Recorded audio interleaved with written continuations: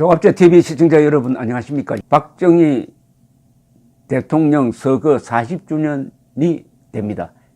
1979년 10월 26일 저녁 7시 45분경에 돌아가셨고 국장이 11월 3일에 치러졌습니다.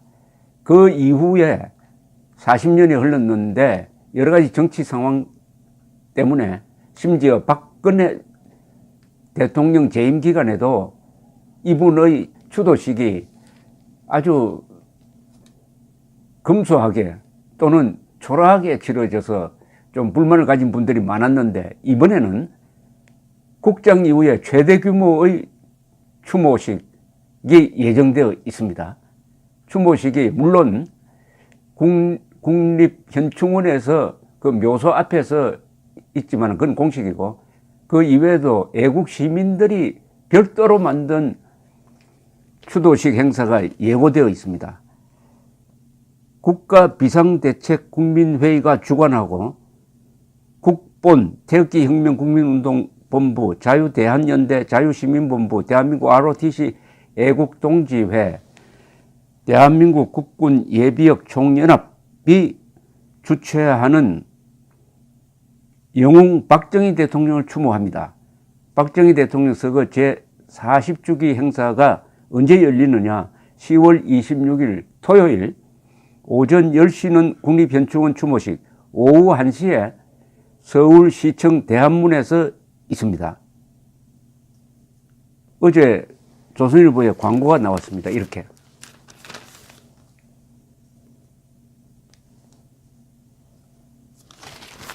이뿐만이 아니고요. 정광훈 목사가 주도하는 10월 25일 행사는 철야로 이루어지는데 25일부터 시작해가지고 26일 오전 9시부터는 박정희 대통령 추도식이 광화문에서 열립니다. 그러니까 오전 9시부터 오전 10시, 오후 1시 세 차례 다 행사가 진행되니까 10월 26일 광화문은 박정희 대통령 추모 행렬로 뒤덮일 것 같습니다. 박정희라는 이름을 지우기 위해서 한국의 일단의 세력들이 그동안 끈질기게 노력했지만은, 그리고 성공도 하기도 했습니다. 탄생 100주년이 되었는데도 기념 우표 만들기로 되어 있었는데 정권이 바뀌었다고 해가지고 만들지 않고, 상암동에 있는 박정희 대통령 기념관에 민간인들이 돈을 모아서 동상을 만들었는데 그것도 세우지 못하게 하는 데까지는 성공을 했지만은 국민들 마음속에서 박정희라는 이름을 지우는 데는 실패했다는 것이 증명이 됩니다. 10월 26일이 기다려집니다. 자유혁명을 위한 국민저항, 박정희 혁명정신을 이어받아 대한민국 해체 세력 몰아내자. 이승만 박정희가 역사 속에서 부활하고 있습니다. 정광훈 목사는 이승만 광장이라고 이름 붙였어요. 광화문 광장을 이승만 광장이라고 이름 붙이고, 그 이승만 광장에서 박정희 추도식, 40주기 추도식이 열린다. 이승만 박정희가 다시 살아나고 있습니다. 죽은 이승만 박정희가 산 김정은 문재인을 심판하는 형국입니다.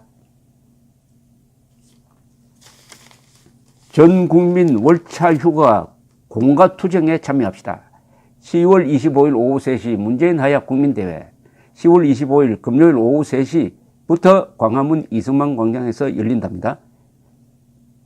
참여단체는 기독교, 불교 대불총, 천주교 대수천, 1460개 시민단체 우파정당, 253개 지역연합, 문재인 하야 범국민투쟁운동본부, 이렇게 되어 있습니다. 오후 3시부터 시작해가지고 여러 행사가 많습니다. 청년들의 시간, 여성들의 시간, 시민단체의 시간, 한국교회의 시간, 본국민대회, 심야기도회 및 심야투쟁, 철야 농성하겠다는 거죠. 박정희 대통령 추도식, 이 두터운 옷, 파카, 담요 이런 것을 갖고 나오시기 바랍니다. 그리고 물도 한 병 가져오시고 초콜릿 같은 이런 열량이 많은, 에너지를 많이 주는 음식물도 가져오셔야 됩니다. 이럴 때는 이동이 참 어렵습니다. 너무나 많은 군중이 운집함으로 화장실 문제도 아마 해결하는 방안을 강구를 하셔야 될 것 같은데, 어쨌든 박정희, 이승만 광장에다가 박정희를 더했습니다. 이승만, 박정희 더하면은 우리 현대사 70년 중에서 30년 차지합니다. 그 뒤에 전두환, 노태우까지 포함시킨다면은 한 40년 차지하죠. 이 시기에 대한민국은 민주주의의 틀을, 그리고 안보의 틀을, 복지의 틀을 만들었습니다. 박정희, 이승만을 지운 한국 현대사는 존재할 수가 없습니다. 내수와 심장을, 그리고 손발을 도려낸 것이 되지 않습니까? 11월 3일, 1979년 11월 3일, 지금은 없어진 중앙청을 없앤 것도 김영삼의 이른바 우리 민족끼리 정신도 아니죠. 우리 민족끼리 억지와 비슷한 반일 종족주의의 희생이 되어버린 것인데, 한국 현대사에서 가장 중요한 건물, 중앙청을 총독부였다고 뒤집어 씌워가지고 1995년에 없앤 사람이 김영삼이었습니다. 역사 파괴였습니다. 그 앞에서 국장이 이루어졌어요. 박정희 대통령 국장이 이루어졌습니다. 뿐입니까? 1950년 9월 28일에는 그 중앙청에 태극기가 올라감으로써 서울이 수복되었던 것입니다. 그런데 그 현장이 없어져 버렸습니다. 이게 바로 역사 파괴입니다. 박정희 대통령 국장의 현장, 서울 수복의 현장을 없애버린 게, 그게 북한의 가짜 민족주의 선동에 넘어간 김영삼의 아주 비참한 역사 지우개였지만은, 이제 다시 국민들 마음속에 박정희, 이승만이 살아나고 있습니다. 그 국장 때 국립교향악단이 연주한 곡이 짜라투스트라는 이렇게 말하였다 입니다. 짜라투스트라는 이렇게 말하였다. 한번 들어보십시오. 아주 장엄한 교향시입니다. 작곡자는 리하르트 슈트라우스입니다. 리하르트 슈트라우스는 한국과도 인연이 있습니다. 이분의 제자가 아닉테 씨였습니다. 우리 애국가를 작곡한 아닉테 선생이 리하르트 슈트라우스 밑에서 음악을 배웠습니다. 이 리하르트 슈트라우스가 왜 짜라투스트라는 이렇게 말하였다를 작곡했느냐 하면은, 짜라투스트라는 바로 초인이죠. 이렇게 말하였다를 쓴 니체의 책입니다. 그게 책 이름인데, 그 서문이 아주 아름답습니다. 문학적으로. 그 서문의 정신을 음악적으로 표현한 것이 짜라투스트라는 이렇게 말하였다입니다. 왜 그때 그 곡이 연주되었느냐? 제가 국립교향악단 단장에게 물어봤더니 별 생각 없이 했다는 겁니다. 별 생각 없이 선곡한 것이 기가 막히게 박정희라는 인간을 절묘하게 상징하는 곡이었습니다. 박정희야말로 짜라투스트라, 초인이었습니다.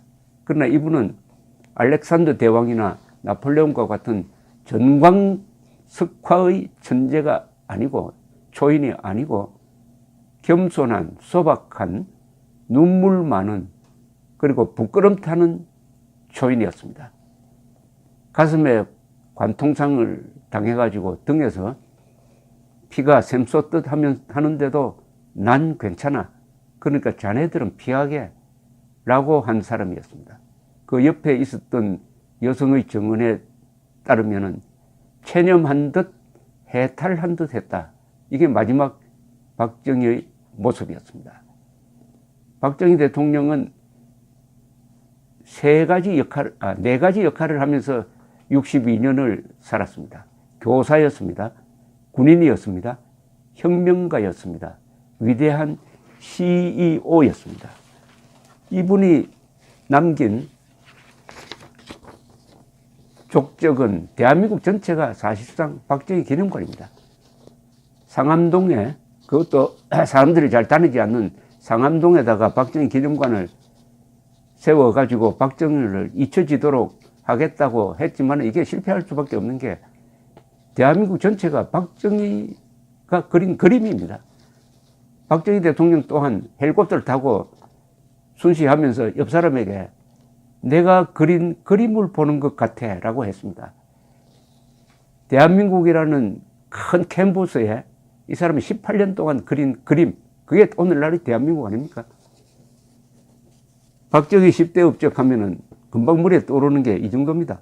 중화학공업 건설, 의료보험 시작, 4대강 유역 개발, 새마을 운동과 민족문화 창달, 자주 국방력 건설, 월남 파병 및 중동 진출, 원전 건설, 고속도로 등 인프라 건설, 산림 녹화, 중산층 강화, 그리고 일본과의 수교, 이걸 18년 동안 해치운 또는 해낸 사람이 박정희였는데, 그래도 이분의 기억을, 권력을 가진 사람들이 지우려고 했지만은 결국 지울 수 없었던 것은 국민들 마음속에 이분의 기념관이 있기 때문입니다. 박정희 대통령은 국민들의 마음속에 살아 있습니다. 이분이 쓴 국가와 혁명과 나라 마지막 문장이 바로 그겁니다.